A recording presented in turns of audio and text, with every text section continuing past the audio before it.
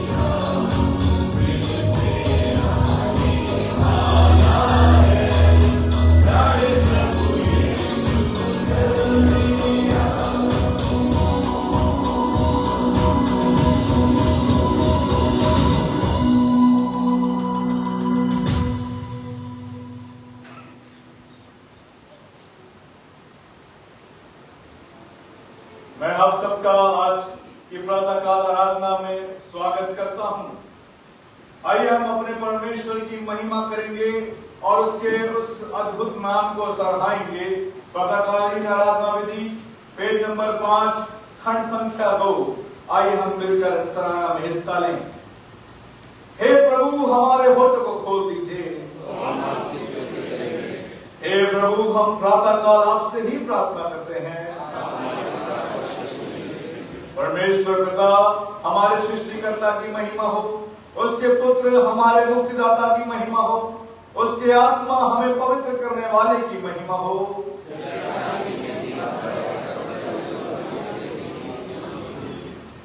आइए हम अपने सर्वशक्तिमान परमेश्वर के सामने दीनता से अपने पापों को स्वीकार करें। जब आज बैठ जाए या घुटने टेकें।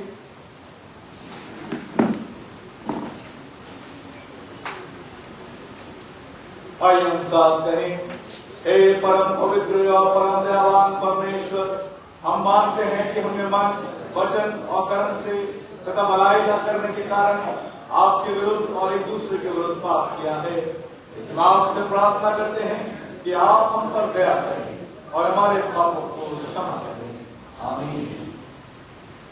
सर्वशक्तिमान और दयावान परमेश्वर हमारे सब पापों को क्षमा करे और उनसे हमें छुटकारा दे, हमें अपने जीवन को सुधारने के लिए अनुग्रह दे और पवित्र आत्मा की सामर्थ्य से हमें परिपूर्ण करे। आमीन।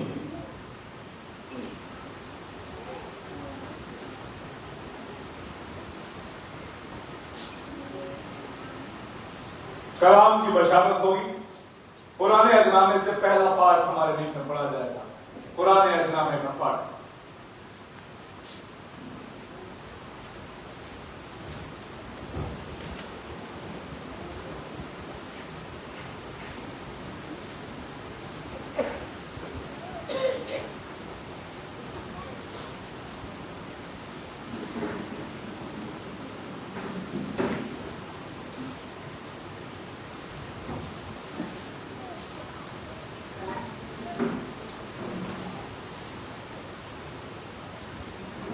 पुराने नियम में से पढ़ने में 16वां अध्याय है, उसकी 15वीं आयत से लेकर 25वीं आयत तक।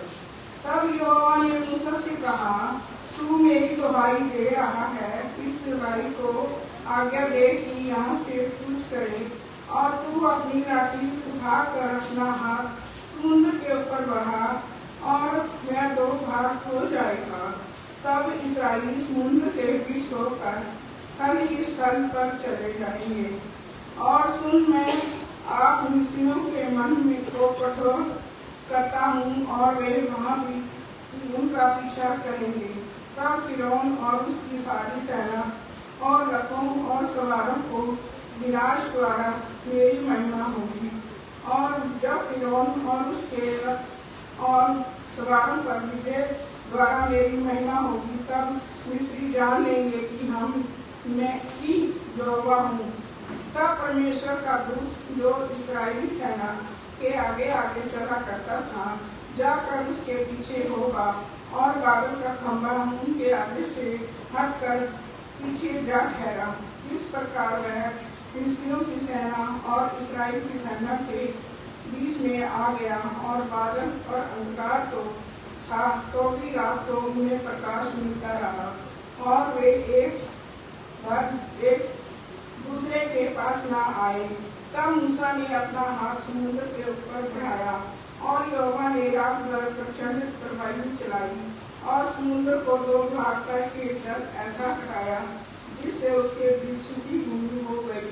तब इस्राएली समुद्र के बीच स्थल पर होकर चले, और जल उनकी दाहिनी और बाईं और दीवार का काम देता था। तब मिस्री अतः फिरौन सब घोड़े और रथ और सवार उनका पीछा किया हुआ समुद्र के बीच में चले गए। और रात के अंतिम पहर में यहोवा ने बादल और आग के खंभे में से मिस्रियों की सेना पर दृष्टि करके उन्हें घबरा दिया, और उनके रथों को पहियों को निकाल डाला, जिससे उनका चलना कठिन हो गया। तब मिस्री आपस में कहने लगे, आओ हम इस्राएलियों के सामने से भागे, क्योंकि यहोवा उनकी ओर से मिस्रियों के विरुद्ध युद्ध कर रहा है। तो आइए हम सब खड़े हो जाएं और उत्तरवादी पाठ में सम्मिलित हों। उत्तरवादी पाठ, भजन संहिता का उत्तरवादी पाठ।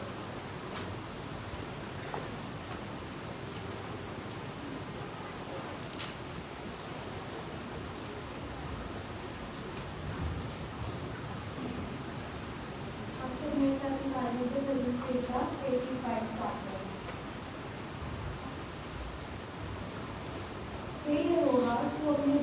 पर प्रसन्न हुआ, याकूब को बंटवारी से लौटा ले आया है।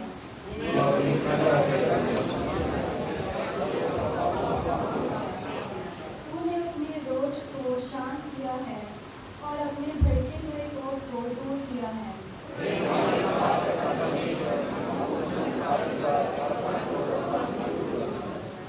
क्या तू हम पर सदा कोपित रहेगा?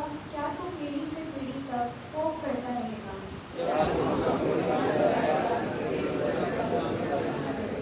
हे यहोवा, अपनी करुणा हमें दिखा और तू हमारा उद्धार कर।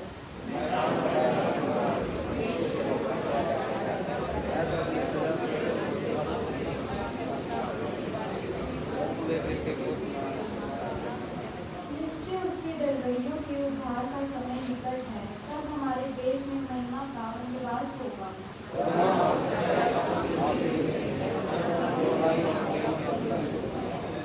पृथ्वी में से सच्चाई उठती और स्वर्ग में से धर्म झुकता है।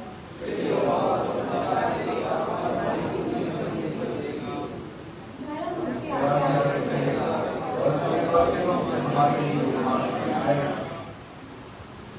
पिता पुत्र पवित्र आत्मा की महिमा हो।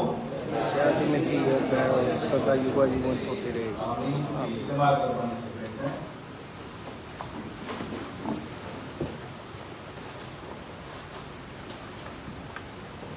समय होगा कि हम नए नियम के पाठ में आगे बढ़ेंगे। नए नियम का पाठ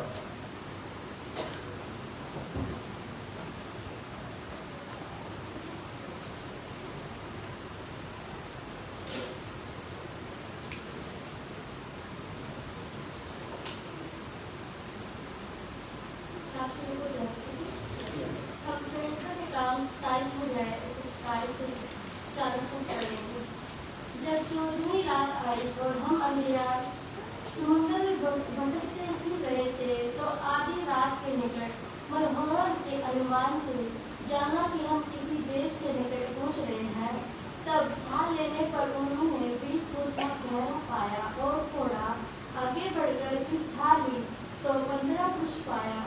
तब पथरीली जगहों से टकराने के डर से उन्होंने जहाज की पिछाड़ी 4 लंगर डाले और बोर होने की कामना करते रहे। परंतु जब महानद जहाज पर से भागना चाहते थे और गलीली से लंगर डालने के बहाने डोंगी समुद्र में उतार दिए, तो पौलुस ने सूबेदार को सैनिक से कहा, यदि ये जहाज पर ना रहे तो तुम भी नहीं बच सकते। तब सैनिकों ने रस्सी काटकर डोंगी गिरा दी। तब भोर होने पर था। तब पौलुस ने यह कहकर सबको भोजन करने के लिए समझाया, आज 14 दिन हुए कि तुम आस देखते देखते भूखे रहे और कुछ भोजन न किया। इसीलिए तुम्हें समझाता हूँ कि कुछ खा लो जिससे तुम्हारा बचाव हो, क्योंकि तुम में से किसी के सिर का एक बाल भी न गिरेगा। यह कहकर उसने रोटी लेकर सबके सामने परमेश्वर का धन्यवाद किया और तोड़कर खाने लगा। तब वे सब भी डांस बांधकर भोजन करने लगे। हम सब मिलकर जहाज पर 273 जन थे। जब वे भोजन करके तृप्त हुए तो गेहूं को समुद्र में फेंककर जहाज हल्का करने लगे। जब दिन निकला तो उन्होंने उस देश को नहीं पहचाना, परंतु एक खाड़ी देखी जिसका किनारा चौड़ा था और विचार किया कि यदि हो सके तो इस पर जहाज को टिकाए। तब उन्होंने लंगरों को खोलकर समुद्र में छोड़ दिया और उसी समय पतवारों के बंधन खोल दिए और हवा के सामने अलग पाल चलाकर किनारे करने चले। सबको जाने आइए हम खड़े हो जाएं और परमेश्वर की महिमा गीत गाएंगे।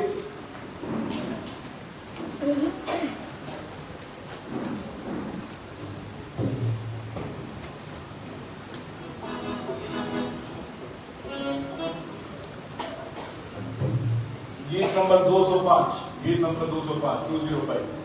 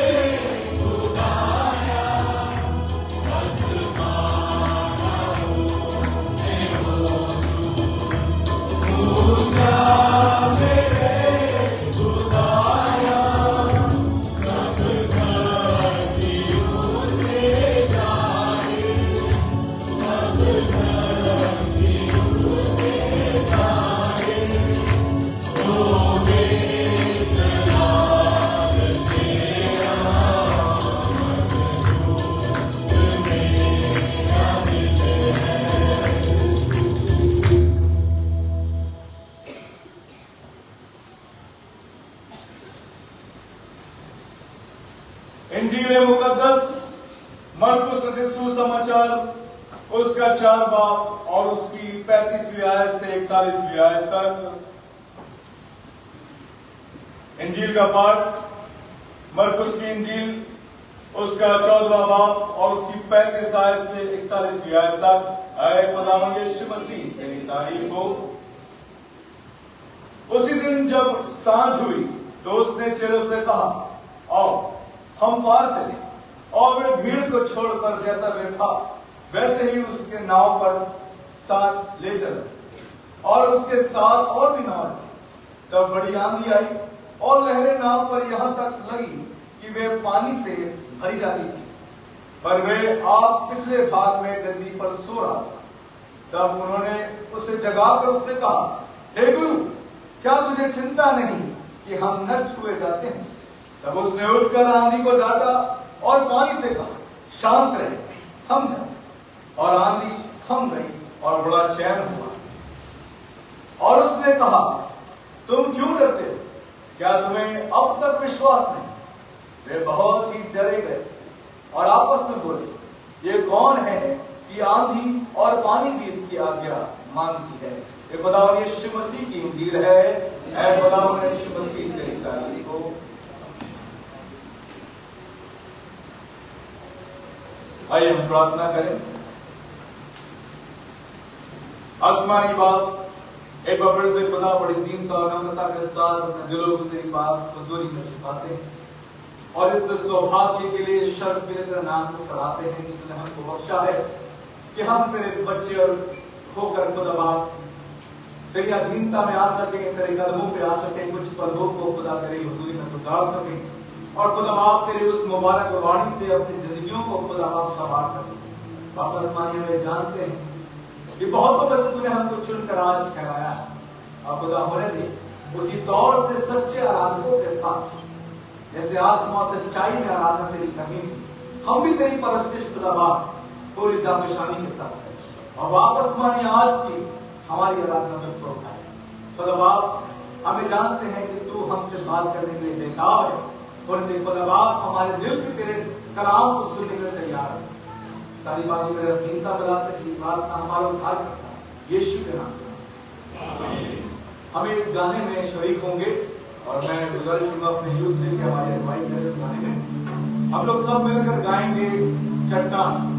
एक गाना है, गीत है बड़ा खूबसूरत जो ये बताता है कि शायद आंधी और तूफान का आना लाजमी है, लेकिन उसके बीच में परमेश्वर की विश्वास है।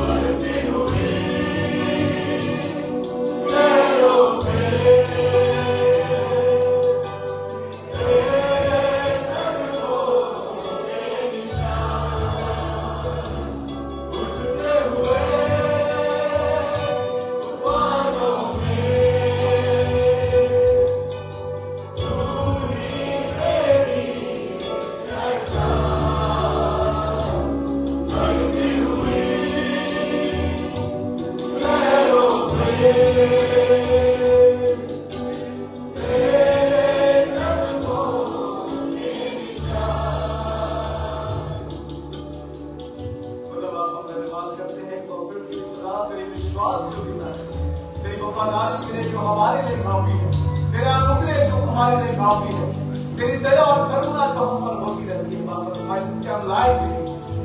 खुदा आपसे प्रार्थना करते हैं कि जब हम तूफानों में जकड़ जाएं तो अपने आप को चट्टान कर पाए। और खुदा बाप मेरे सलामती के हाथ को हम देखना चाहें। और खुदा बाप आजमाइश और परेशानियां जब हमारे सामने आए तो हम ये कह सकते कि यहोवा मेरा गढ़ है, मैं किससे डरूं? वो मेरी चट्टान है, मैं किससे भय खाऊं? और खुदा बाप हमारे जीवन में गवाही हो कि जब तूफान और आंधियां भी हो तो तेरी उपस्थिति हमारे साथ हो। यीशु के नाम से दुआ मांगता हूं।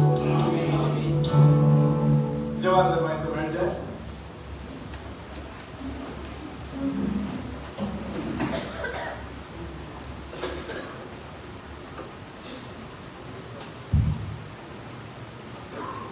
सभी को खुदावंद यीशु मसीह के भरत और कुद्दूस नाम में मैं खुशामदीद कहता हूँ, सबका स्वागत करता हूँ, सलाम कहता हूँ।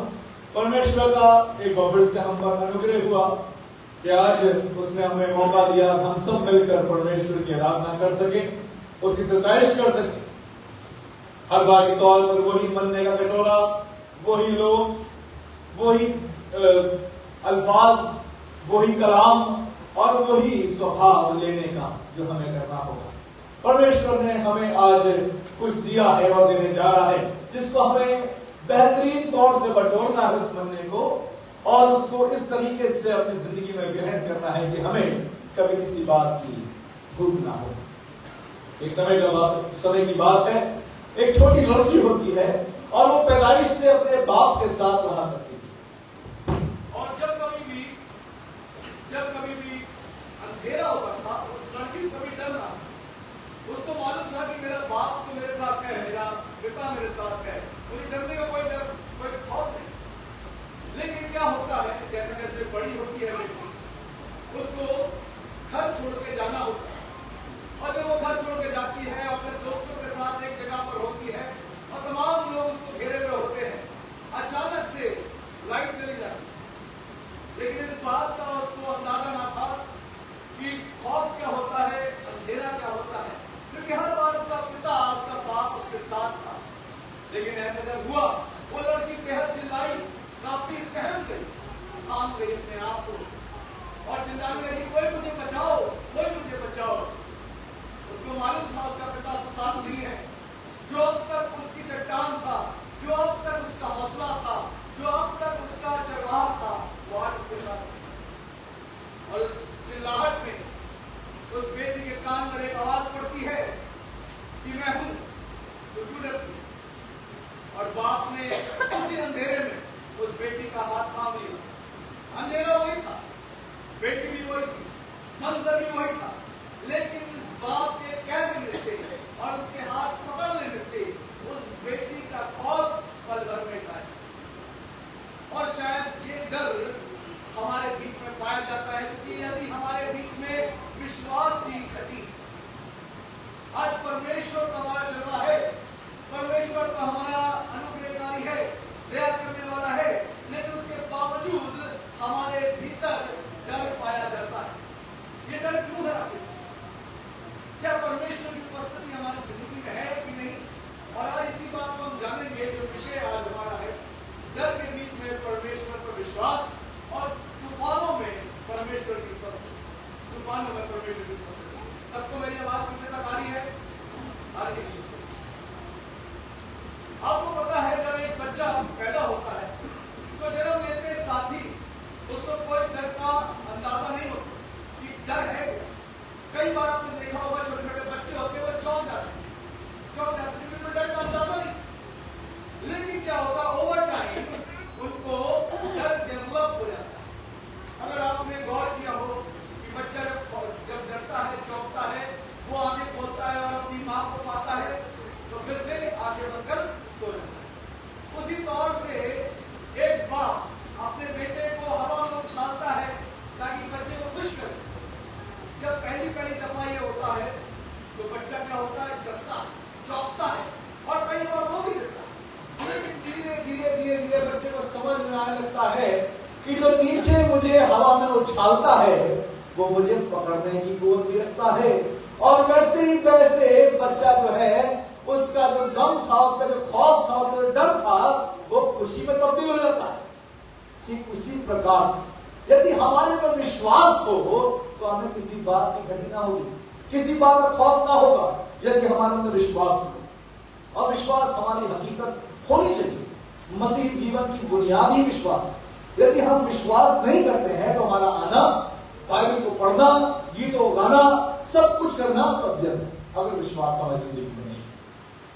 और कई बार परिस्थितियां कई बार हमें डरा देती हैं, कई बार घबरा देती हैं, कई बार विचलित कर देती हैं, हमारे विश्वास को डगमगा देती है, परेशान कर देती है।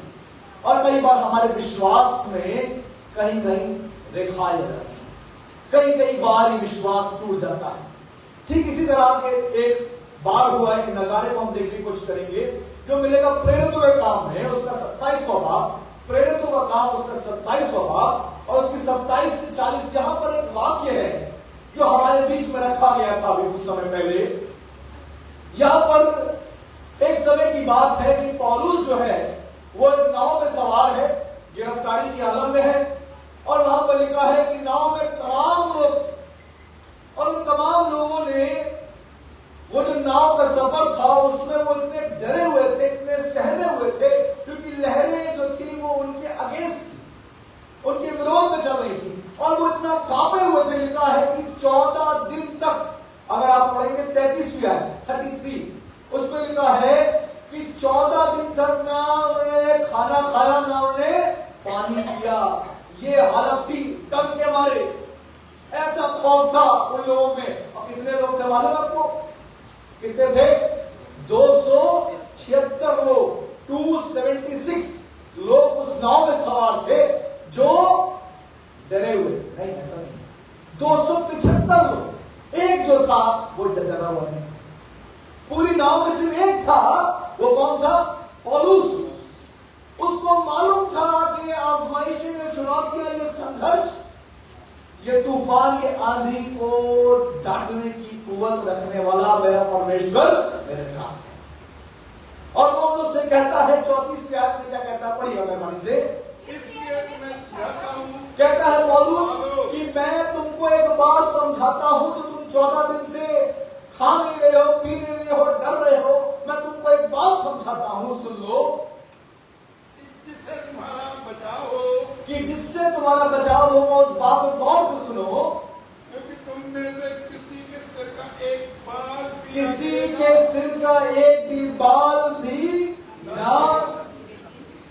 परमेश्वर का वचन कहता है कि पौलुस ने उस डर के माहौल में एक सुसमाचार, उस डर के माहौल में जब वो परेशान थे कि अब क्या होगा, आज तो मरना हमारा तय है, निश्चित है।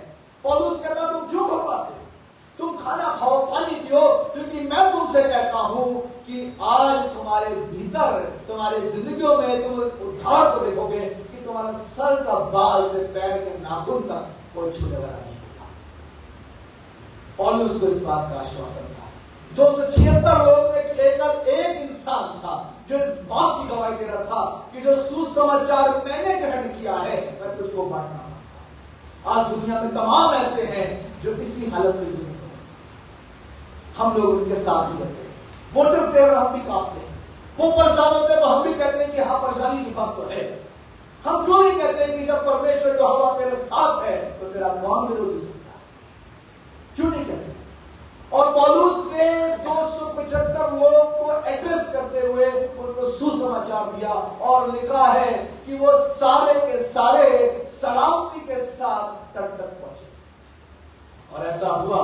आगे परमेश्वर को उसने धन्यवाद दिया। आगे में पढ़ाई में लिखा है कि उसने रोटी तोड़ी और परमेश्वर को शुक्र अदा किया। कहां किया मालूम है? उस तूफान के बीच में। वो तूफान चल रहा था और वो नाव पर था और नाव पर वो रोटी तोड़ता है और लोगों को देता है, कहता है खुदा का शुक्र करो क्योंकि खुदा ने तुम्हारी दुहाई सुन ली है। और शुक्रगुजारी दे रहा है कहां पर? तूफानों के बीच में। जब हम तूफानों में होते हैं, जब हम परिस्थिति में होते हैं, तो हम धन्यवाद दे रहे होते हैं। गौर करने की जरूरत है। पौलुस की जिंदगी को गौर करने की जरूरत है।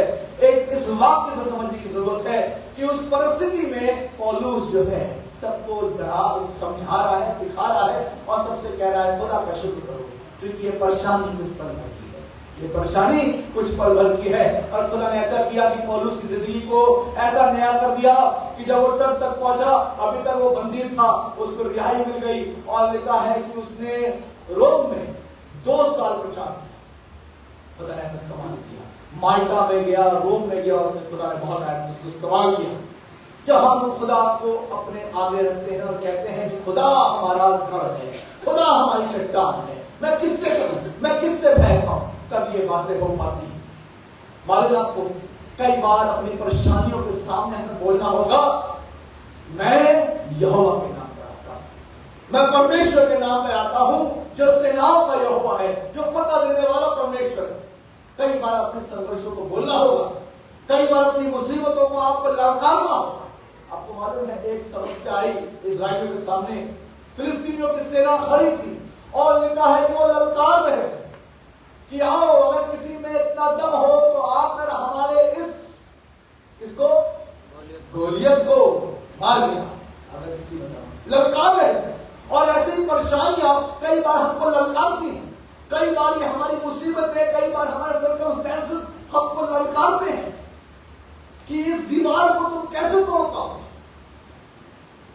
यरीहो की दीवार भी क्यों ना हो, गोलियत भी क्यों ना हो, उसको झुकना पड़ेगा उस यहोवा के नाम के सामने, यदि हमारे अंदर विश्वास है। 9 चक्कर में कुछ नहीं हुआ तो मत डरिए, खुदा जितने चक्कर मारने में आता है। परमेश्वर ने कहा है, ना तो बल से और ना तो शक्ति से, पर मेरी आत्मा के द्वारा ये पहाड़ टल जाएगा। तुझे क्या करना है? विश्वास, केवल और केवल विश्वास करना है। और जब यीशु मसीह अपने चेलों से मिलने आए, जब वो जी उठे, लिखा है वो डर का माहौल था, उनके अंदर आशा की कोई भी किरण नहीं पाई जाती थी, लेकिन यहोवा ने आकर उनको शालोम से तृप्त कर दिया, शांति से तृप्त कर दिया। भजन संहिता 46 और उसकी एक आयत में ऐसा लिखा है, परमेश्वर हमारा शरण स्थान और बल है, संकट के समय में अति सहज से मिलने वाला साधन। भजन 46 उसका 1 उसमें लिखा है, परमेश्वर हमारा शरण स्थान और हमारा बल है, और संकट के समय में अति सहज से मिलने वाला। क्या लिखा? अति सहज से। सहज का मतलब आसानी, बड़ी आसानी से मिल जाना, कि आपने जैसे घुमाया और देखा कि खुदा आपके साथ।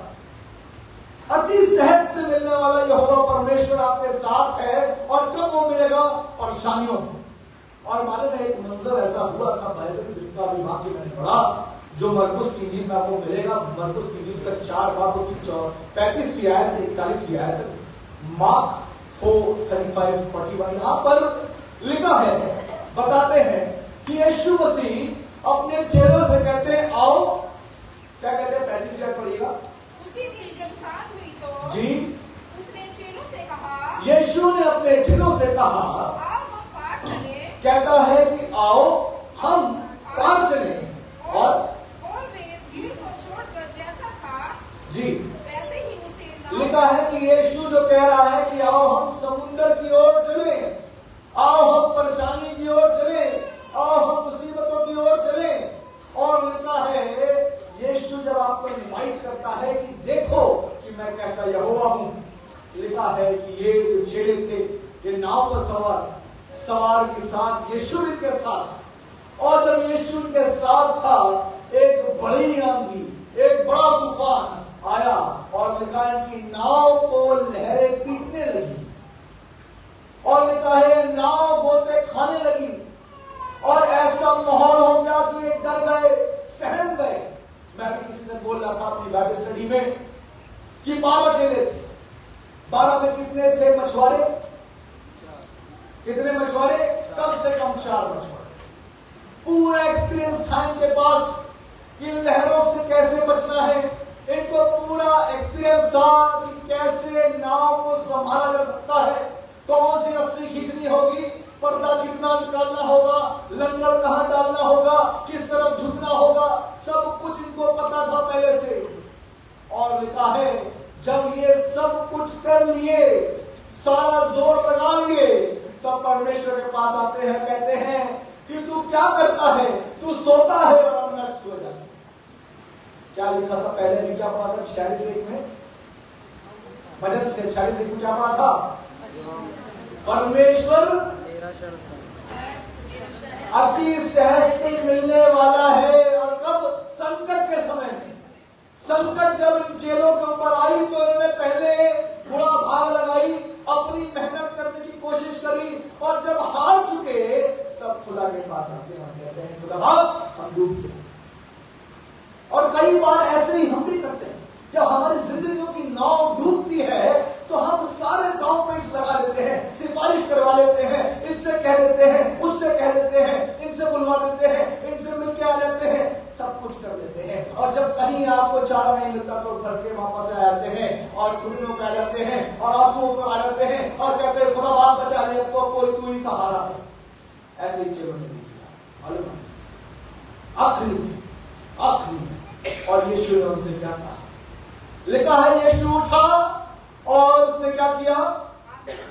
और आंधी और तूफान को उसने डांटा और क्या कहा? और क्या कहा? शांत रहे, थम जा। जी, और बड़ा चैन हो गया। अब यहां पर इससे पहले अगर आप गौर करेंगे, यीशु के पास जब चेले आए तो क्या कहते हैं उससे? यीशु के पास जब चेले आए तो क्या कहते थे? 38वीं आयत में क्या लिखा है? 38 आप पिछले भाग में गद्दी पर सो रहा जी। था, तब उन्होंने उसे जगाकर उससे कहा, लिखा है कि उनको जगा के कहा, हे गुरु क्या तुझे चिंता नहीं की? हे गुरु, ध्यान सुनिएगा, हे गुरु क्या तुझे चिंता नहीं कि हम नष्ट हो जाते हैं? कि हम नष्ट हो जाते हैं? चिंता और नष्ट दो चीजें। यूहन्ना 3:16 क्या कहता है? कि यहोवा परमेश्वर ने ऐसी मोहब्बत करी, उसने चिंता करी और अपने बेटे को कुर्बान किया ताकि जो कुछ उसमें ईमान लाए वो नाश ना हो। और यहां पर वही चिंता और नाश होने की बात कर रहा है। अरे यहोवा परमेश्वर आए इसी वजह से है कि कोई नाश ना हो। तो ये डरते क्यों हैं? कांपते क्यों हैं?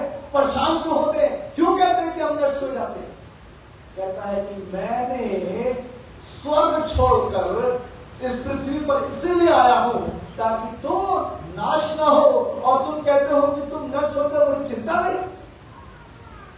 यहां परमेश्वर उनसे एक सवाल पूछता है, जब भी आगे पढ़ेंगे। और लिखा है आंधी और तूफान को उसने डांटा, और लिखा है कि जब डांटा तो कहा हे आंधी थम जा।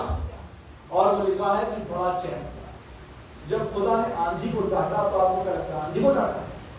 वो डांट हमारे लिए थी, दे दी आंधी, वो डांट हमारे लिए थी। थम जा, क्यों कहा मालूम है? क्योंकि खुदा कहता है थम जाओ, देख कि मैं परमेश्वर। वो डांट आंधी और तूफान के लिए थी, वो डांट हमारे लिए थी। ये गौर करने के लिए कि परमेश्वर है कौन आखिरकार। और आज हम ये देख नहीं पाते हैं, इस बात को हम समझ नहीं पाते। मालूम है जब यीशु के पास ये 12 चेले थे और ये जब नाव पर सवार हुए, लिखा है बड़ी भीड़ थी, उसके बीच में से यीशु ने इनको क्या किया? बुलाया और कहा कि नाव पर चलो और हम लोग चलते हैं उस पार। 13 लोग जब नाव पर सवार हुए, यीशु और उसके शागिर्द, तमाम जो भीड़ थी उनको लग रहा था ये जो जा रहे हैं ये यीशु के बेहद नजदीक, बड़े धार्मिक, इनसे अच्छा तो कोई है नहीं, आत्मा से परिपूर्ण, बेखौफ, बेडर। लेकिन जब ये बीच में आए समुद्र के तो इनके आईने सामने आ गए। लोग क्या सोच रहे हैं हमको देखकर आज? ये तो मसीह है, इनके अंदर पवित्र आत्मा है, इनको तो कोई खौफ नहीं होगा, इनको तो कोई डर नहीं होगा। लेकिन जब हम नाव हमारे बीच में आ जाती है दरिया के, जब गोते खान लग जाती है, तब आईने हमको खुद दिख जाते हैं कि हम अंदर से तो खोखले हैं। बाहर से मसीह का कवच तो पहना हुआ है लेकिन अंदर तो खोखले हैं। और ये शागिर्द जो थे 12, बाहर से लोगों को लग रहा था कि यीशु के सबसे नजदीकी चुनिंदा लोग हैं, लेकिन उनके बीच में भी खौफ पाया जा रहा था, अविश्वास पाया जा रहा था, इनके अंदर भी डर पाया जा रहा था। और यीशु ने इनसे पूछा कि क्या अब तक तुम विश्वास नहीं? तुम क्यों डरते? तुम क्या अब तक विश्वास नहीं करते? इसका मतलब ही एक्सपेक्ट्स, वो एक्सपेक्ट करता है कि उसके लोग जो उसके कहलाते हैं, जो उसके नाम जाने जाते हैं, उनमें डर का अंश और टुकड़ा ना पाया जाए। क्या तुम अब तक, क्यों कहता है, तुमने सब कुछ देख लिया, तुमने सारे मुआवजे देख लिए, तुमने मेरी विश्वास योग्यता देख ली, तुमने मेरी दया और करुणा का अनुभव कर लिया, लेकिन अब तक, और आज खुदा भी हमसे पूछ रहा है, क्या अब तक तुम विश्वास नहीं करते? क्या जब परेशानी आती है तब भी तुम कहते हो कि इसका सहारा ले लो, उससे कह दो? या तुम अब तक खुदा के ऊपर विश्वास कर नहीं पाए? मालूम है 4 लोगों की गवाही है जो आपको दानियेल नबी की किताब में मिलेगी। बेलशस्सर, शद्रक, मेशक, अबेदनगो, 4 लोगों की गवाही।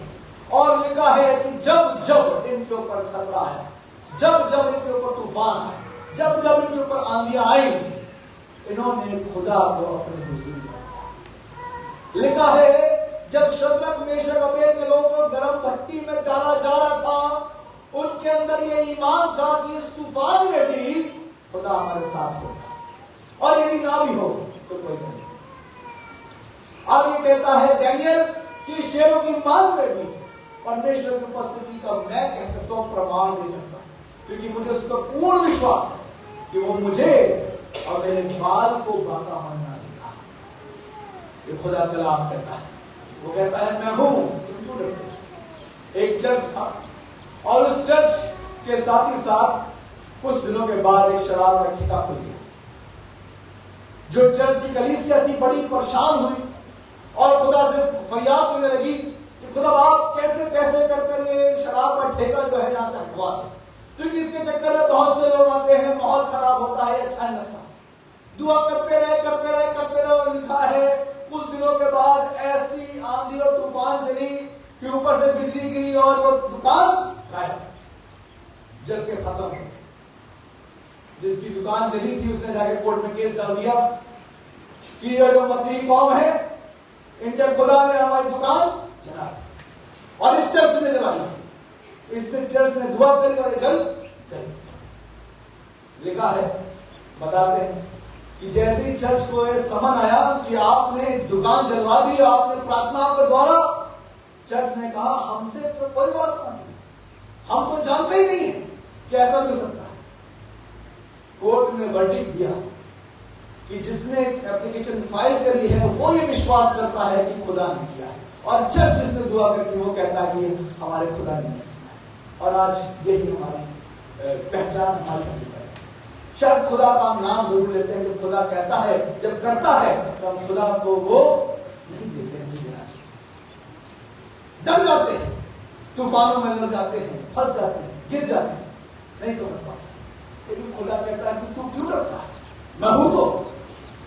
अगर परमेश्वर हमारे साथ है तो हमारा कोई विरोधी कैसे हो सकता है? उसने ऐसा नहीं कहा कि आजमाइशें नहीं आई।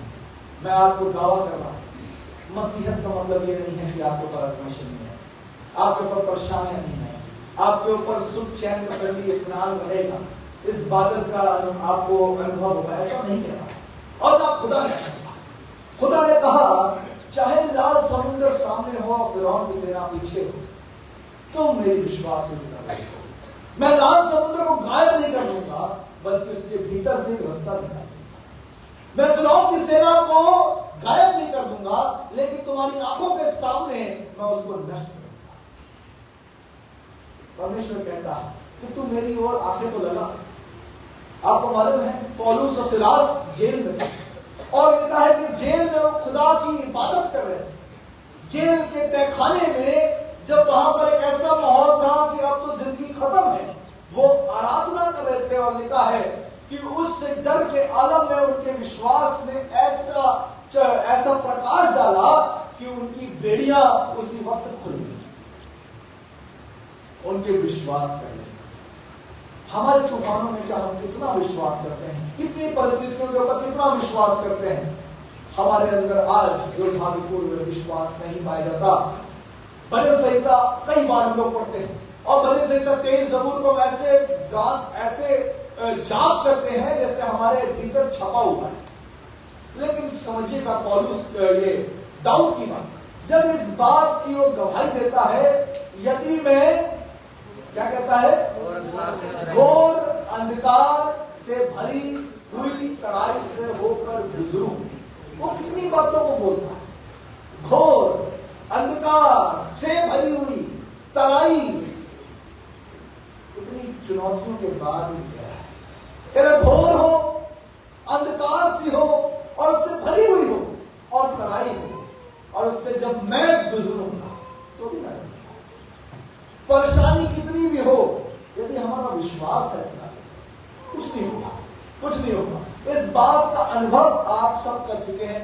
आप सब जितने यहां बैठे हैं आपकी जिंदगी में गौर किया कि जब जब आपने विश्वास किया तब तब खुदा ने आपकी दुआओं को सुना है और खुदा ने उस तूफान से, आंधियों से निकाला है। ये तूफान आंधियां हमको ये दिखाती है, हमें एक आईना दिखाती है कि हमारे नजदीकी में कितना खुदा है, क्या हम खुदा के कितने नजदीक हैं।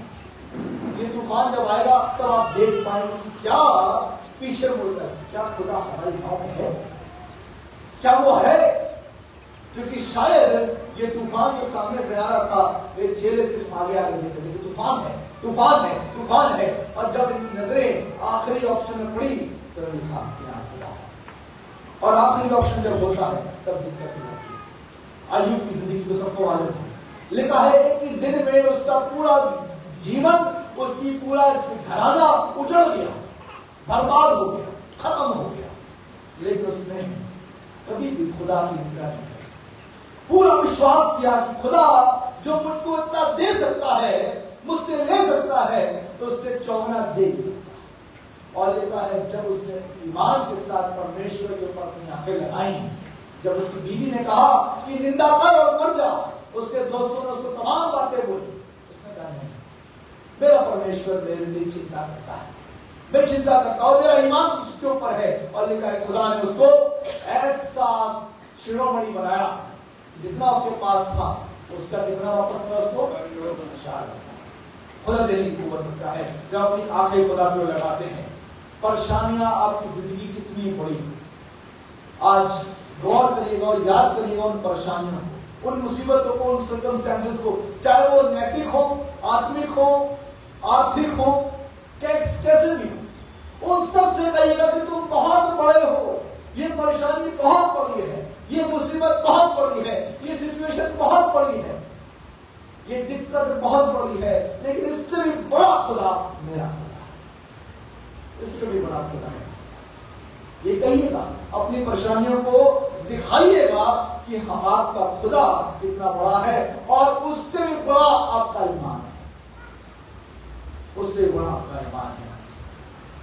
ये कोई कहने की बात नहीं है, सच्चाई है। मैं सब पढ़ने के निकालिएगा निर्गमन उसका 14, निर्गमन उसका 14 और उसकी 15 से 25 आयत। यहां पर एक दृश्य है, एक मंजर है जो है लाल समुद्र का। लाल समुद्र का यहां पर एक दृश्य है। लिखा है कि यहां पर फिरौन की सेना जो थी उसने इजरायलियों को घेर लिया और सामने था लाल समुद्र था और ऐसे थरथराए और ऐसे कांपे थे इजरायली कि मूसा के पास जाकर कहते क्या मिस्र में कब्रें खत्म हो गई थी क्योंकि तो हमको जंगल में मारने ले आया है। और लिखा है कि मूसा ने उनसे कुछ कहा, 14वीं आयत, 13वीं आयत, 30 है। लिखा है मूसा ने लोगों से कहा, लिखा है डरो मत, लिखा है खड़े खड़े मेरे उद्धार के काम को देख जो यहोवा तेरे लिए आज करेगा। ये थरथरा रहे थे, काम में परेशान हो रहे थे कि आज तो खत्म हो गए, तो कहते हैं डरो मत, स्थिर करो, सब्र हो, खड़े खड़े तुम उद्धार देखो। आज खुदा हमसे भी कह रहा है कि तुम खड़े खड़े उद्धार देखोगे। और क्या कहता है, पढ़िए, क्योंकि लिखा है कि जिन मिस्रियों को तुम आज देखते हो, बस बस बस, क्या कहता है, जिनको तुम आज देखते हो फिर कभी नहीं देखोगे। अपनी मुसीबत को कह दीजिएगा कि मेरा खुदा मेरे साथ है, जो आज मैं मुसीबत परेशानी को देख रहा हूं फिर कभी नहीं देखूंगा, फिर कभी नहीं देखूंगी। ये खुदा कलाम कहता है कि मूसा को खुदा ने कहा कि इजरायलियों से कह दे कि अपने खौफ को, अपने डर को दबा के दफना दे, क्योंकि देख मैं आज तेरे लड़ने जा रहा हूं, जो मिस्री तेरे को आज आज दिखाई देते हैं, जो लाल समुद्र तुझको आज दिखाई देता है, वो आज के बाद तुझको ना दिखाई देगा, आज के बाद नहीं दिखाई देगा। और कहता है यहोवा ने उसने कहा कि तू चुपचाप बस खड़ा रहे और देख कि मैं क्या करता हूं। आगे लिखा है 17वीं आयत, 18वीं आयत पढ़ लीजिए मेरे भाई, 17वीं आयत। लिखा है कि मैं मिस्रियों के मन को कठोर करता हूं जी। अब ध्यान से सुनिएगा, ये बात बड़ी महत्वपूर्ण है। फिरौन और उसकी सेना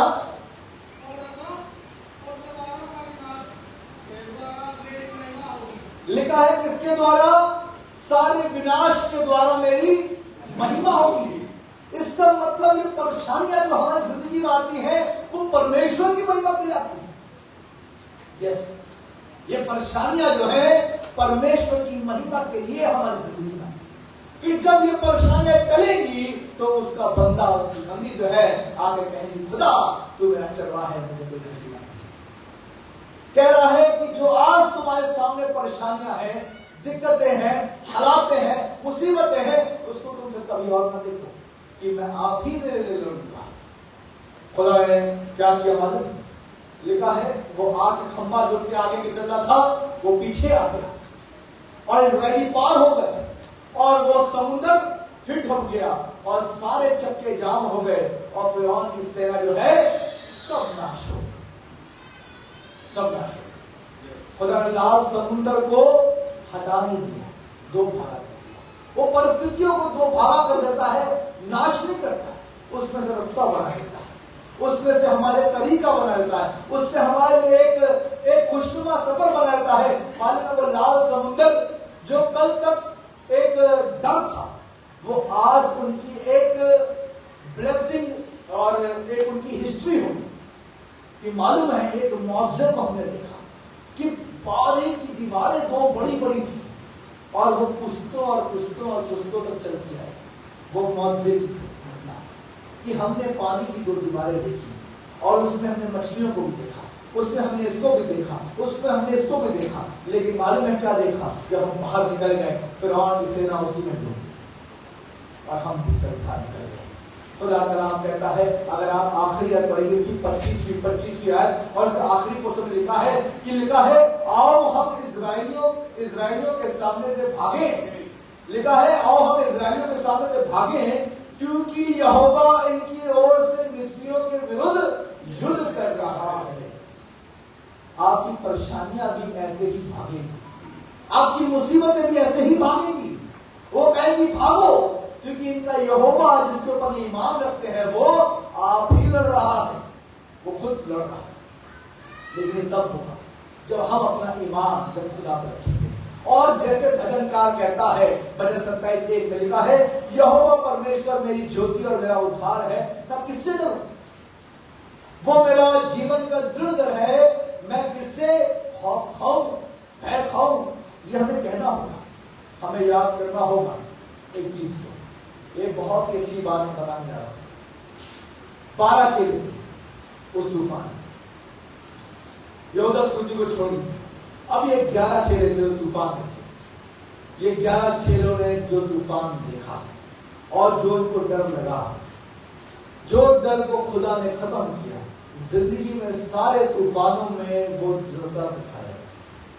कितनी आजमाइशें आई, कितनी चुनौतियां आई, कैसी बंदवाई में रहे, कैसे कैसे आलम में रहे, कितनी परेशानियों में भागना पड़ा और लिखा है दर्दनाक मृत्यु सही, लेकिन उन तूफानों में भी उनका डर नहीं आया क्योंकि उनको मालूम था जो आंधी और तूफान को डांटता है वो मेरा परमेश्वर मेरे साथ है, वो परमेश्वर मेरा साथ है। इसलिए हमें चेक करना होगा अपनी अपनी जीवन की कश्तियों में क्या परमेश्वर की उपस्थिति हमारी जिंदगी की कश्ती में है? क्या प्राथमिकता हम खुदा को देते हैं कि सारी चीजों के बाद खुदा के पास आते? खुदा बात हम हारे हुए हैं, हम बिखरे हुए हैं, हम टूटे हुए हैं। इस दुनिया की भीड़ में खोइए नहीं, अपनी नाव को देखिए कि यदि यीशु इस नाव में है तो चाहे कितना भी तूफान है, चाहे कितना भी पानी भर जाए अंदर, ये डूब नहीं सकती, ये डूब नहीं सकती। इसलिए विश्वास बहुत जरूरी है। विश्वास और परमेश्वर की मौजूदगी जो आपकी जिंदगी में, आपकी जिंदगी के तूफानों में आपको मिलेगी। खुदा आपको इस कलाम से आशीष। आइए प्रार्थना। Hallelujah, hallelujah, hallelujah. पिता परमेश्वर तेरी तारीफ हो, प्रभु यीशु मसीह तेरी तारीफ हो, पवित्र आत्मा तेरी तारीफ करते हैं और तेरे नाम को हम सराहते हैं। खुदा धन्यवाद करते हैं कि तू हमारे साथ अति सहज से मिलने वाला यहोवा परमेश्वर। खुदा जब जब हम परेशानियों के सबब से होकर गुजरे हैं, खुदा हमें तेरे मजबूत हाथ को देखा है जो हमको संभालता है, और बाप आसमानी इस बात का आश्वासन देता है कि हम तेरे हाथों के लकीरों में, और खुदा बाप तो हमको कभी नाश ना होने देगा, तो हमारी सुधि रखता है खुदा। और यीशु मसीह हम धन्यवाद करते हैं तेरे कलाम के लिए जो हमको सिखाता है कि इन तूफानों में भी खुदा बाप हमें तेरी ओर अपनी आंखों को लगाना है। खुदा अपने ईमान को तुझमें मजबूत करना है, क्योंकि यीशु मसीह जब हमारा तुझ पर ईमान बना रहे तभी हम तेरी विश्वास योग्यता को देख पाएंगे। और यदि वापस हमारी जो आज हमने तेरे कलाम से सीखा हमारी जिंदगियों में, हमारी जिंदगियों की इस भूमि में आज घर कर जाए, और वापस हमारी एक ऐसा फलदायक पेड़ हो खुदा बाप जो विश्वास का फल, जो यीशु मसीह लोग देखें और कह सके कि ये खुदा का चुना हुआ दास, ये खुदा की चुनी हुई दास। खुदा होने दे यीशु मसीह तेरा अनुग्रह का हाथ, तेरा अभिषेक का हाथ, तेरी दया का हाथ खुदा हमारी जिंदगी में बनाए, और अपनी मुश्किलों में खुदा हम तुझको खुदा बाप पहला स्थान देते हैं, और खुदा बाप तेरी ओर दौड़े और तुझसे ही फतेह हासिल करें। हम सारी बातें तेरे अधीनता में लाते हैं, तेरे कलाम के धन्यवाद करते हुए प्रार्थना हमारा उद्धार करते हैं यीशु के नाम से, आमीन।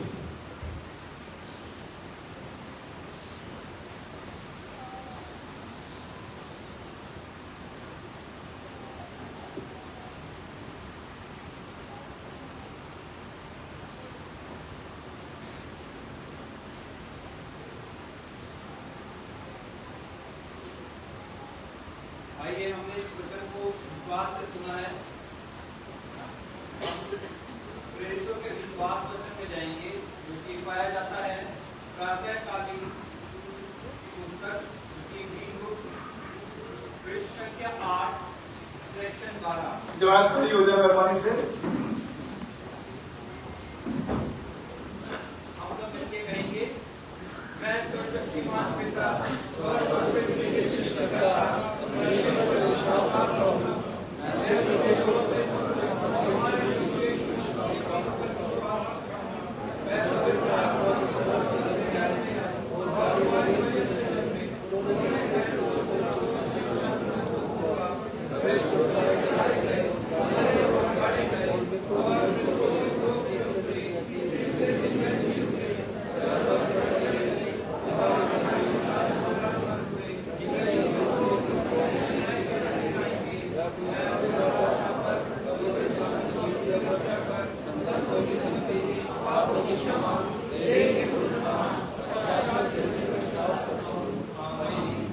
जवाब मेहरबानी से बैठ जाए, इश्तिहार पढ़ने जाएंगे।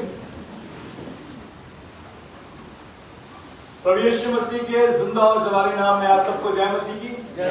खुदा का शुक्र करते हैं आज के फिर से सुंदर सुबह के लिए और इस अवसर के लिए कि हम परमेश्वर की इबादत कर सकें।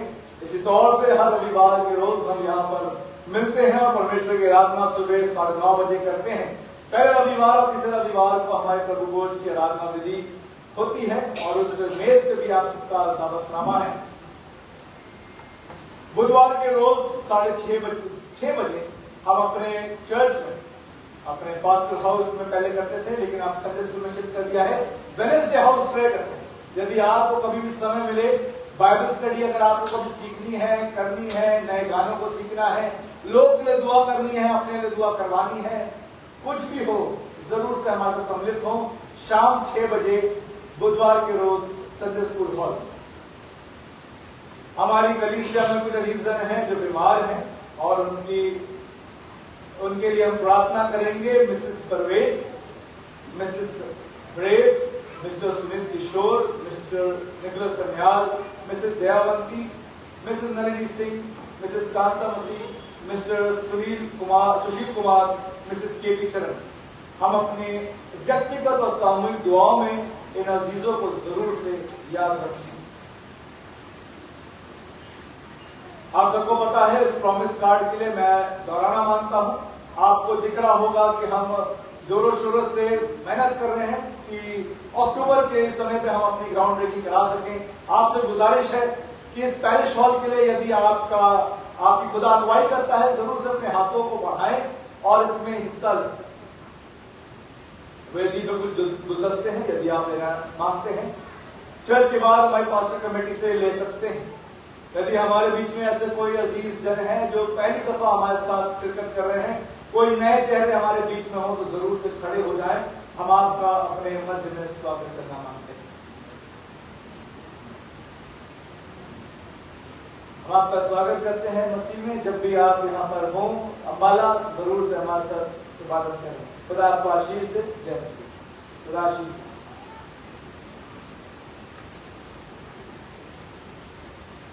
अगर आपकी कोई प्रार्थना निवेदन हो तो आप प्रार्थना निवेदन को इस डब्बे में डाल सकते हैं। जो भी हमारे पास प्रार्थना निवेदन आती है उसके ऊपर हम प्रार्थनाएं करते हैं। तो अगर आपकी कोई भी निवेदन है, आपके घर परिवार की है, आपके दोस्त रिश्तेदार की है, जरूर इसमें डाल सकते हैं। आने वाले समय में बाइबल क्विज का इंतजाम किया गया है, जो कि 22 तारीख को होगा, इस महीने की 22 तारीख को, जो कि उत्पत्ति की पुस्तक से होगा, बुक ऑफ जेनेसिस से होगा। आप सबसे गुजारिश है, यदि आप हसरत करते हैं मसीह के कलाम में पढ़ने के लिए, तो जरूर से इसमें हिस्सा लें। आने वाली 15 अगस्त को, जबकि हम अपने देश के स्वतंत्रता दिवस को मनाते हैं, आप सबसे गुजारिश है आप भी उसमें हिस्सा लें। हम सुबह 9 बजे यहाँ पर आराधना करेंगे, फ्लैग होस्टिंग होगी, उसके बाद हम प्रार्थना दिवस मनाएंगे और तमाम चीजों के साथ परमेश्वर की इबादत करेंगे और इस देश की स्वतंत्रता के लिए खुदा से हम प्रार्थनाएं करेंगे। आप सबका उसमें भी स्वागत है। और साथ ही साथ आपसे गुजारिश करना मांगता हूं, जितने भी लोग आते हैं, आप एक फ्रूट प्लांट लेके आइएगा, एक फल वाला पौधा लेके आइएगा और हम उस दिन ट्री प्लांट करेंगे। ढेर सारे जहां भी हो सकते हैं आप ट्री प्लांट लेके आइएगा ताकि उसको प्लांट कर सकें 15 अगस्त के दिन। आने वाले समय में बुनियाद की कोर्स फिर से शुरू हो चुका है। कल उसका ओपनिंग सेशन था जो दिल्ली में था, जिसमें मैं वहां पर उपस्थित था। हरियाणा में 22 अगस्त को पहली क्लास होगी। 22 अगस्त को पहली क्लास होगी, तो आप लोगों से गुजारिश है आप लोग हिस्सा लीजिए और परमेश्वर के कलाम को बेहतर तौर से जानने के लिए, चर्च कैसे चलता है, क्या क्या चीजें होती हैं, उनको जानने के लिए, क्योंकि पासबान होते हैं वो सिखाते हैं, इसमें हिस्सा लीजिए। करनाल जाना होगा महीने में एक बार, लास्ट सैटरडे को, हर महीने के लास्ट सैटरडे करनाल जाना होता है।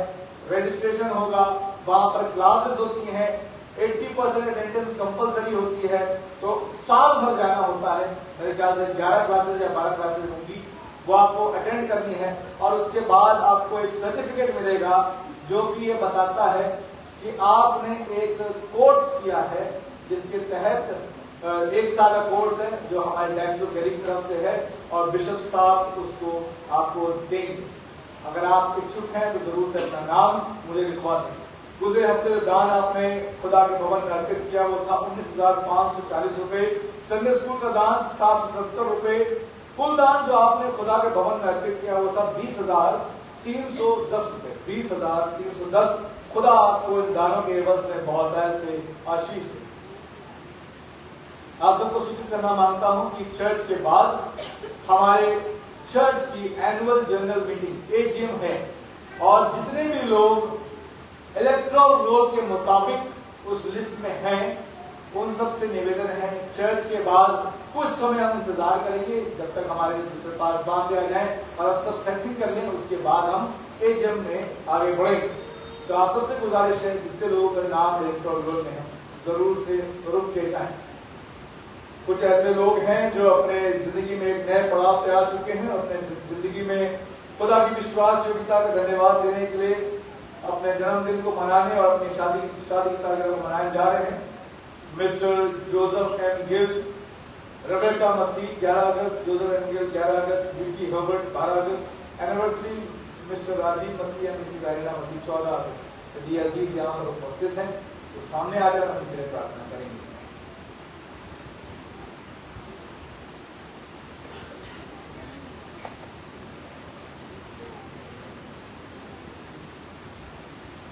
आइए प्रार्थना करें। महान अनुग्रहकारी खुदा परमेश्वर, हम धन्यवाद हैं खुदा बाप तेरी विश्वास योग्यता के लिए, तेरी वफादारी के लिए जो हमारे साथ चलती है। और तुझसे प्रार्थना करते हैं खुदा बाप इन जिंदगियों के लिए जो तेरी वेदी के सामने खड़ी हैं खुदा, और इन जिंदगी में एक नए पड़ाव में खुदा बाप बढ़ते हैं। तुझसे प्रार्थना करते हैं खुदा बाप तेरा सलामती का हाथ अपने जीवन में बना रहे। विशेष तौर से खुदा बाप राजीव और मैम एरिना को खुदा तेरे हाथों में सौंप देते हैं। शादी सालगिरह मनाते हैं खुदा बाप तेरी उपस्थिति के साथ बनी रहे, जैसे अब तक उनके साथ बना रहा, उनके रिश्ते में बना रहा, और तेरे तीसरे जो सिरे से खुदा बाप ये जुड़ा रहा। आइंदा समय में भी खुदा बाप ये मोहब्बत का रिश्ता तुझमें कायम रहे, जो खुदा बाप तेरे सामने वाचा बांधी है तुझमें हमेशा कायम रहे, मजबूत रहे, जो खुदा बाप तेरे नाम की जिंदगियों से महिमा मिले। पूरे परिवार को तेरे नाम से आशीष देते हुए ये प्रार्थना हमारे उद्धारकर्ता यीशु के नाम से आमीन।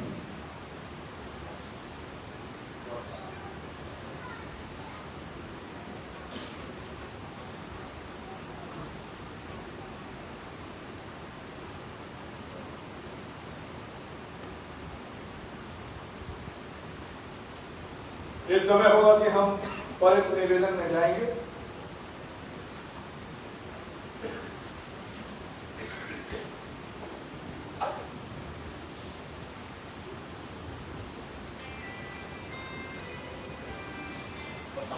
आप सब मेरे साथ निकाल लीजिए ग्रीन बुक में से पृष्ठ संख्या 9 सेक्शन 15 परहित निवेदन प्रार्थनाएं। हे प्रभु, अपने आत्मा की शक्ति से हम में प्राण फूंक दीजिए, न्याय और स्वतंत्रता को फैलाने के लिए हमारी सहायता कीजिए, दरिद्रों और दलितों के प्रति अपना प्रेम हम में उत्पन्न कीजिए,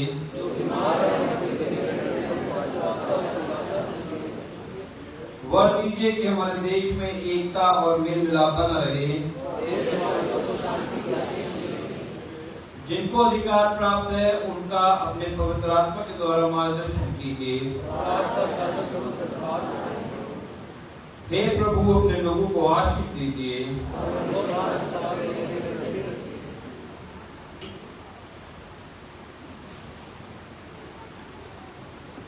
खंड 17 की प्रार्थना। हे प्रातःकाल के सृष्टिकर्ता परमेश्वर, आपने अंधकार को दूर किया है और आज संसार में प्रकाश लाए। आप हमारे मध्य से पाप के अंधकार को मिटा दीजिए, हमारे हृदय में अपने सत्य का प्रकाश उत्पन्न कीजिए और हमारे होठों को भले कार्य करने के लिए सबल बनाइए। आपके पुत्र प्रभु यीशु मसीह के जो सत्य ज्योति है, उन्हीं के द्वारा आप हमें प्रकाश और आनंद प्रदान कीजिए। आमीन।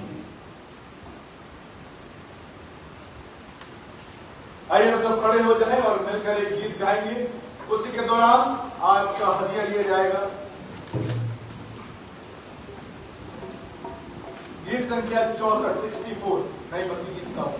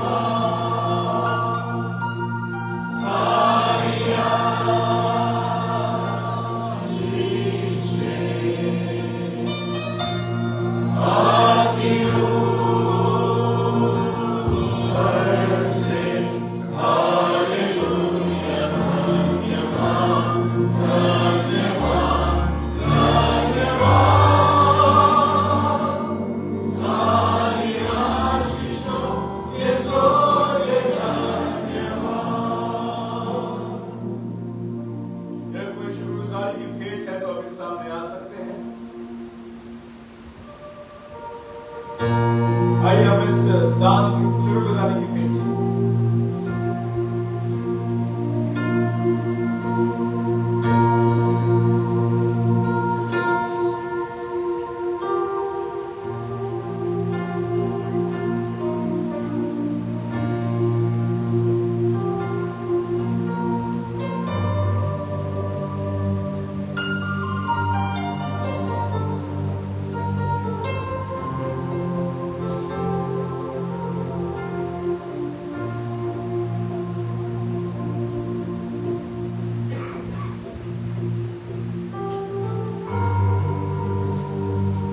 वेंडी चार्ल्स यहाँ पे उपस्थित हैं और खुदा का शुक्र करने के लिए हैं कि परमेश्वर ने उनकी दुआओं को सुना है। उनकी एक हसरत थी कि उनका परिवार उनके साथ हो और खुदा ने ऐसा किया कि उनका बेटा भाई रवि अपनी मेम साहब के साथ, अपने बच्चों के साथ, जो कि कनाडा में बहुत सालों से थे, खुदा के साथ, खुदा की विश्वास योग्यता के साथ और खुदा की योजना के साथ वो वापस लौटे हैं और अब अपने मदर के साथ यहीं पर रहेंगे और अपने स्कूल को संभालेंगे। तो हम परमेश्वर को धन्यवाद दे रहे हैं। परमेश्वर ने अपने समय पे उस दुआ को कबूल किया है और वो रस्तों को हमवार किया।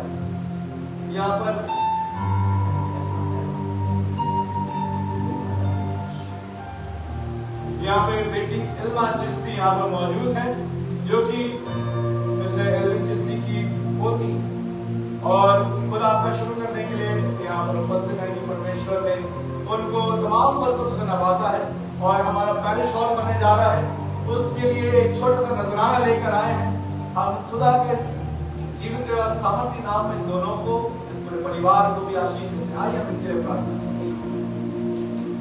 धन्यवाद धन्यवाद धन्यवाद जीवित सामर्थी परमेश्वर, हम धन्यवाद है खुदा बाप तेरे रहम और फजल की, तेरी दया और करुणा के लिए, और धन्यवाद है खुदा तेरी योजनाओं के लिए जो तू हमारे लिए रखता है, जो कि सुंदर है, खूबसूरत है, नायाब है। और खुदा उसके तेरे नाम को धन्यवाद। वापस मैं धन्यवाद है भाई रवि के लिए, उनकी जिंदगी के लिए, उनके परिवार के लिए, मैम मेडली के लिए, उनके जीवन के लिए खुदा यीशु मसीह तुझसे प्रार्थना करते हैं तेरा अनुग्रह का हाथ सदैव उनके साथ बना रहे। जब यीशु मसीह हिंदुस्तान लौटे हैं, खुदा हमने तूने इनके लिए मकसद रखा है, वो तू उनके ऊपर जाहिर करना है। खुदा हमने वफादारी के साथ तेरी उस योजना के तहत अपने काम को अंजाम देना चाहिए।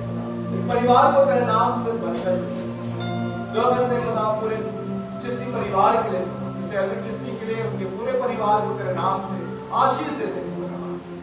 खुदा बाप के जो भेंट है उसको कबूल कर, और यीशु मसीह जिस तरीके से तूने इनको सामर्थ्य किया है, सक्षम किया है, आइंदा समय में, आइंदा जिंदगी में खुदा इनको बहुत इस्तेमाल कर।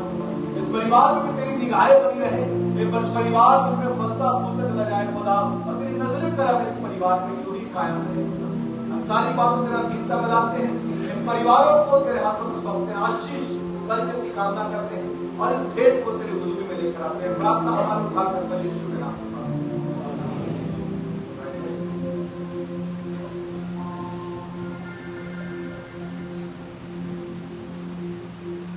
आइए इस भेंट के लिए हम परमेश्वर को धन्यवाद देना प्रार्थना। रहीम करीम कुद्दूस मेहरबान कादिर खुदा, हम धन्यवादित हैं इस मुबारक पल के लिए जो तूने हमको दिया है कि तेरी हैकल में हम आ सके। और तेरा कलाम कहता है कि छूचे हाथ तो मेरे बोल ना, और खुदा उसी के साथ ही साथ कुछ हिस्सा खुदा बाप अपनी बढ़ती और घटती से खुदा तेरे सम्मुख लेकर आए वापस पाए, तो हमें और हमारे जीवनों को जानता है। तुझसे प्रार्थना करते हैं खुदा, इन दानों को अपने जलाल और अपनी सेवा के लिए इस्तेमाल करें। और देखो खुदा बाप जिन हाथों ने अपने हाथों को आगे बढ़ाया है, तो उनको खुदा को ऐसा सक्षम कर कि खुदा बाप तेरी जलाल के लिए और तेरे राज्य के लिए खुदा बाप उनके हाथ में और सबल होते खुदा हर एक जिंदगी को तेरे नाम से आशीष दे। और देखो खुदा बाप हमारी जिंदगियां तो उससे लिपटी रहे, और खुदा बाप तेरे नक्शे कदम पर बढ़ती रहे। हर एक जीवन को जो यहाँ पर उपस्थित है तेरे नाम से आशीष और बरकत, तेरा उपस्थिति खुदा बाप हमारे इस खानदान के साथ और हमारी इस कलीसिया के साथ अब से अब तक है, यीशु के नाम में। आइए प्रभु की प्रार्थना हम सब करें। आइए हमारे बाप जो आसमान है, तेरा नाम पाक हो जाए, तेरी बादशाह तेरी मर्जी से आसमान जमीन पर हमारे रोज रोज की आज हो, और जिस तरह आपने कसूर और क्योंकि हमारे कसूरों को हमारे फाइट को ना पड़े, बल्कि बुराई से बादशाह कुदरत और जला अमल करते हैं। आमीन। और हमारे प्रभु यीशु मसीह का फजल, खुदा बाप की मोहब्बत, पाक रूह की शराब हम सब के साथ, हमारी इस कलीसिया के साथ और कलीसिया के हर एक सदस्य के साथ अब से जब तक खुदा यीशु मसीह जहां वापस का है यूं ही का है। आमीन। Oh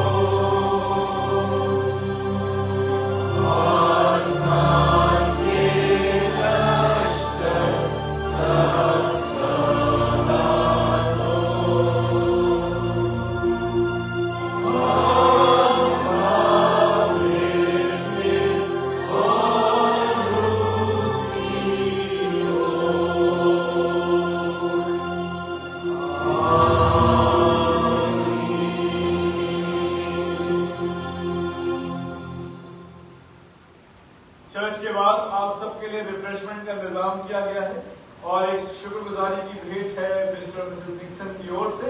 आप सब उसमें शरीक हो। पास्टर कमेटी से गुजारिश है चर्च के तुरंत बाद चर्च वेस्ट्री में हमसे मुलाकात करें। आइए हम सब अंतिम गीत में सम्मिलित होंगे और परमेश्वर की महिमा करते हुए यहाँ से रुखसत हों। अंतिम गीत में सम्मिलित हों।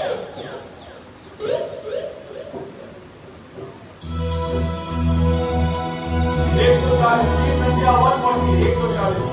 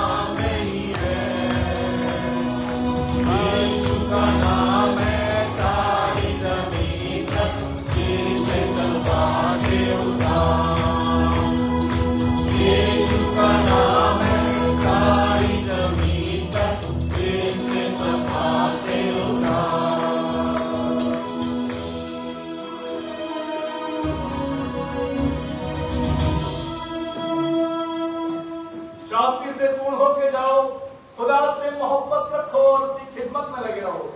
और यीशु मसीह के नाम आमीन।